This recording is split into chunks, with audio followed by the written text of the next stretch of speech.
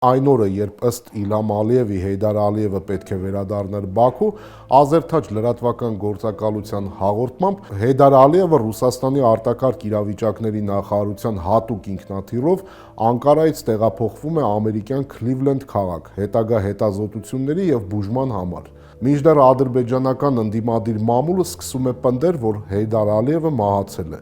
Հյուրիետ թերթը հաղորդել էր, որ Ալիևը մահացել է օգոստոսի 1-ին, և դրա մասին արձանագրությունը հասանելի էր Անկարայի Գյուլհանե կլինիկայում։ Օգոստոսի 11-ին Քլիվլենդի կլինիկան մամուլի հաղորդագրություն է տարածում, որում նշվում էր, որ նախագահ Ալիևի վիճակը բարելավվել է հոսպիտալացումից հետո։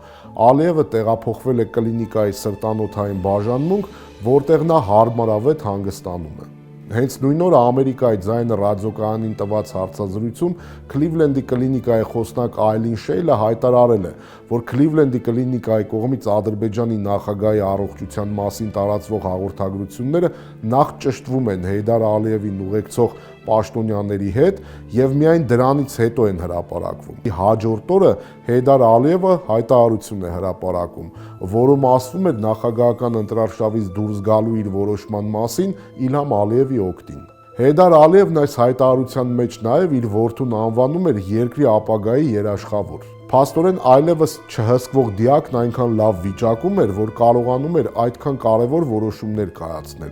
Իսկ ահա հոկտեմբերի 7-ին, ընտրություններից 8 օր առաջ, Ադրբեջանի նախագահի աշխատակազմի ղեկավար Ռամիզ Մեհդիևը հայտարարում է Հեյդար Ալիևի Ադրբեջան վերադառնալու մասին։ Հոկտեմբերի 10-ին քաղաքական նորությունների լրատվական գործակալությունը հղում անելով Ռուսաստանի հետախուզական ծառայությունների իր աղբյուրին հրապարակում է մի հումորային հաղորդագրություն առ այն, որ 4 երկրներ՝ Ադրբեջանը, Միացյալ Նահանգները, Մեծ Բրիտանիան և Թուրքիան մրցում են Ադրբեջանի նախագահ Հեյդար Ալիևին չհյուրընկալելու իրավունքի համար։ Հաղորդագրության էությունն այն էր, որ այս երկրներից ոչ մեկը չէր ցանկանում հայտարարել Հեյդար Ալիևի մահվան լուրը իր տարածքում, քանի որ դա ստվեր կնետեր իրենց առողջապահական համակարգի վրա։ Մեկնաբանություններն, ինչպես ասում են, ավելորդ են։